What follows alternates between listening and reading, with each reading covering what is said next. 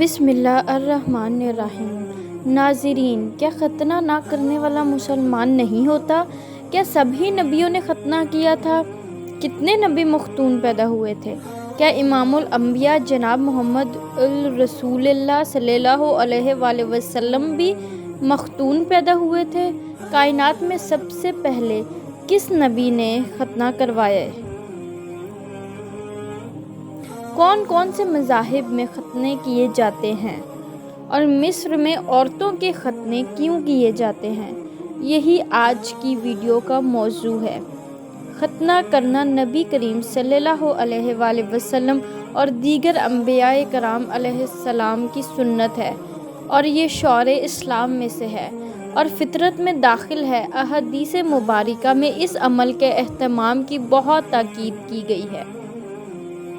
بغیر عذر کم عمری میں مسلمان بچے کا ختنہ نہ کروایا جائے تو والدین گنہگار ہوں گے، مگر ایسا نہیں کہ کسی کی ختنہ نہ ہوئی ہو یا کسی بچے نے ختنہ نہ کروائی ہو تو اس کو اسلام جاتا رہے۔ ختنہ کو حضرت ابراہیم علیہ السلام کی سنت قرار دیا گیا ہے اور آپ کی بعثت سے پہلے بھی عرب میں ختنہ کا رواج تھا۔ ختنہ کو رسول اللہ صلی اللہ علیہ وآلہ وسلم نے فطرت قرار دیا ہے اور تمام ہی انبیاء علیہ السلام دین فطرت پر مبعوث ہوئے تھے، مگر تاریخ میں اس کے بارے میں کوئی یقینی علم نہیں کہ کون کون سے نبی مختون پیدا ہوئے، مگر انبیاء علیہ السلام میں سے 18 کے بارے میں کہا جاتا ہے کہ وہ مختون پیدا ہوئے، مگر امام انبیاء جناب محمد رسول اللہ صلی اللہ علیہ وآلہ وسلم مختون پیدا ہوئے یا نہیں، اس بارے میں اہل علم کے دو اقوال ہیں۔ ایک روایت یہ ہے کہ آپ صلی اللہ علیہ وآلہ وسلم مختون پیدا ہوئے۔ حضرت عباس رضی اللہ تعالیٰ عنہ فرماتے ہیں کہ آپ صلی اللہ علیہ وآلہ وسلم مختون اور ناف بریدہ پیدا ہوئے تھے۔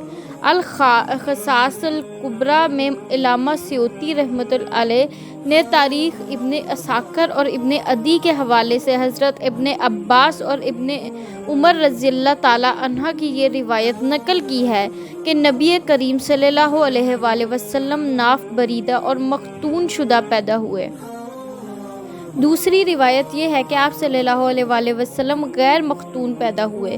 حضرت جبرائیل علیہ السلام نے شک صدر کے مقام پر یا آپ صلی اللہ علیہ وآلہ وسلم کے دادا حضرت عبد المطلب نے پیدائش کے 7ویں دن آپ کی ختنہ کی۔ علامہ الشامی رحمۃ اللہ علیہ فرماتے ہیں کہ نبی کریم صلی اللہ علیہ وآلہ وسلم کے مختون پیدا ہونے کے سلسلے میں روایات مختلف ہیں۔ حضرت انس رضی اللہ تعالیٰ عنہ سے روایت ہے کہ نبی کریم صلی اللہ علیہ وآلہ وسلم نے فرمایا، میرے رب کا جو مجھ پر انعام و اکرام ہے ان میں سے ایک یہ ہے کہ میں ختنہ شدہ پیدا ہوا ہوں اور میرے ستر کو کسی نے نہیں دیکھا۔ یہ بات شان احمد مجتبیٰ محمد الرسول اللہ صلی اللہ علیہ وآلہ وسلم کے عین مطابق ہے۔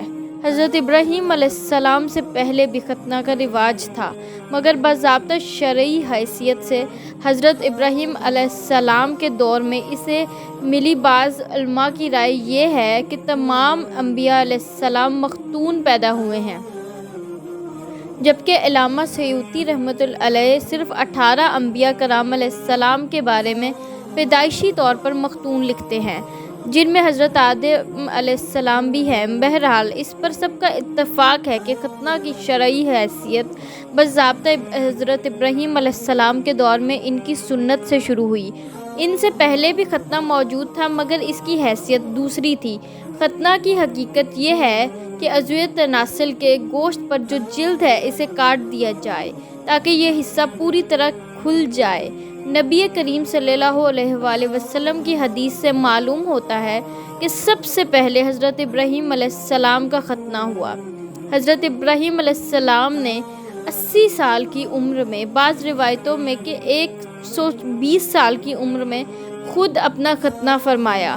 مسلمانوں کے لیے ختنہ کو سنت موقدہ قرار دینے کی وجہ یہی ہے کہ یہ حضرت ابراہیم علیہ السلام سے لے کر رسول کائنات امام الانبیاء جناب محمد رسول اللہ صلی اللہ علیہ وآلہ وسلم تک تمام پیغمبروں کی سنت رہی ہے، اور ظاہر ہے پیغمبروں کا طریقہ قابل تقلید ہے۔ طبی اعتبار سے ختنہ کی افادیت ایک تسلیم شدہ امر ہے، یہاں تک کہ بعض غیر مسلم ممالک بھی اس کے طبی فوائد کی وجہ سے ختنہ کروا رہے ہیں۔ ختنہ کرنے سے انسان کینسر سے محفوظ رہتا ہے، نظافت کا خاطر خواہ فائدہ ہوتا ہے، جماع میں لذت بخش ہے۔ مردوں کے لیے ختنہ کرنا شرعاً سنت موقدہ ہے۔ عربوں میں بھی یہ سنت ابراہیمی رائج رہی ہے، اور جب اسلام آیا تو اس نے بھی اس سنت پر انہیں برقرار رکھا اور اسے مذہبی شعار میں شامل فرمایا۔ قدیم زمانے میں ختنہ کی رسم مذہبی رسومات کا جزو رہی ہے۔ اہل قدیم کے مصر میں اس کا رواج تھا، پھر نبی ابراہیم علیہ السلام نے اسے یہودیوں میں رائج کیا، اور آج تک یہودیوں میں یہ رسم رائج ہے۔ مسیحیت میں اس کی ممانعت نہیں ہے، مگر صرف یہ کہا گیا ہے کہ یہ ضروری نہیں ہے۔ قبطی اور حبشی مسیحوں میں یہ اب بھی رائج ہیں۔ دنیا کے ہر ملک میں کسی نہ کسی شکل میں ختنہ کا رواج موجود ہے۔ یہودیوں اور قبطیوں اور حبشیوں مسیحوں کی طرح مسلمانوں میں یہ لازمی ہے۔ موجودہ دور میں لوگ حفظان صحت کے لیے بھی ختنہ کرواتے ہیں۔ ناظرین، عورتوں کے ختنہ کا رواج افریقہ، جنوبی امریکہ اور مصر کے بعض قبائل میں اور مشرق کے قریب میں رائج ہے۔ ناظرین، یہ باتیں غور طلب ہیں۔ جیسا کہ آپ جانتے ہیں کہ اس میں بچے کے عضو تناسل کا زائد چمڑا کاٹا جاتا ہے۔ اسلام میں ختنہ کی عمر 7 سال سے 12 سال کی عمر تک ہے۔ بعض علماء نے لکھا ہے کہ پیدائش کے 7ویں دن بعد ختنہ کروانا جائز ہے۔ اگر ایسا بوڑھا شخص مشرف با اسلام ہو جس میں ختنہ کروانے کی طاقت نہیں تو اس کی حاجت نہیں۔ بالغ شخص اگر اسلام قبول کرے تو اگر وہ خود اپنا ختنہ کر سکتا ہو تو فبیہا، ورنہ دوسرے سے ختنہ کروانا صحیح نہیں ہے۔ اولاد کا ختنہ کروانا باپ کی ذمہ داری ہے۔ اگر وہ نہیں ہو تو اس کا وصی، پھر اس کے بعد دادا، باقی دوسرے اقربا کا یہ کام نہیں، سوائے اس کے کہ بچہ ان کی تربیت اور عیال میں ہو۔ امام بخاری نے مسلمانوں کی خصوصیات اور علامات بیان کرتے ہوئے جہاں اور باتوں کا ذکر کیا ہے وہاں ختنہ کو بھی خصوصی علامت قرار دیا ہے۔ امام شافعی ختنہ کو واجب سمجھتے ہیں اور مردوں کے علاوہ عورتوں کے ختنہ کے بھی قائل ہیں، مگر دیگر ائمہ فقہ کو اس سنت نبوی اور سنت ابراہیم کہتے ہیں اور اس امر کے خلاف ہے کہ ختنہ کب ہونا چاہیے، مگر بچپن میں اگر ہو جائے تو بہتر ہے۔ ناظرین، موجودہ عرب اور مصر میں آج بھی عورت کے ختنہ کیے جاتے ہیں۔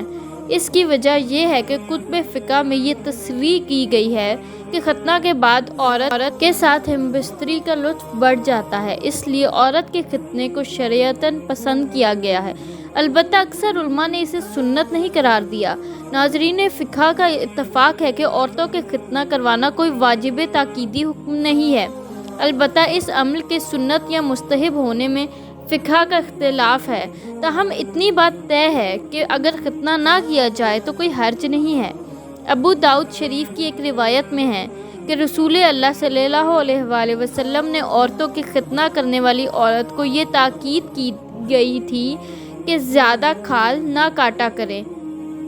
ایک حدیث علامہ ابن عابدین رحمۃ العالمین نے نقل کی ہے جس میں رسول اللہ صلی اللہ علیہ وآلہ وسلم کا فرمان منقول ہے کہ مردوں کی ختنہ مستحب ہے اور عورتوں کی ختنہ باعث عزت ہے، اور ہمارے ہاں عورتوں کے ختنہ کا رواج نہیں کیونکہ اس کی ضرورت نہیں سمجھی جاتی۔